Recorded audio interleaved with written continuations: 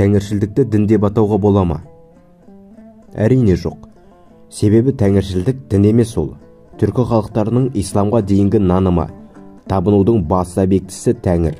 Көне түркілердің діни наным сенімдеріндегі толғаланбаған, шексіз күй есебіндегі аспанмен теңестірілген басты құдай бейнесі. Тәңірмен қатар жер-су құдайды түркілер үшін табыну объектісі болған. Егер осы айтылған тұжырымды қабыл етсек, онда тәңіршілдікте үш құдай түсінігі бар деген ұғым шығады. Тәңіршілдік дін санатына жатпайды. Себебі тәңір түркілерден күн сайын дұғалар оқып, ғибадатханаға баруды, құлшылық жасауды талап етпейді.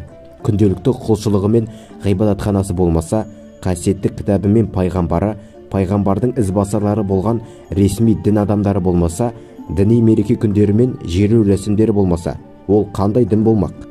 Тек құдайды еске алып қою дін емес, жай ғана наным. Оны дін ретінде таныту адасушылық. Исламды, Құранды, Мұхаммед пайғамбарды қабыл етпеу күпірлік.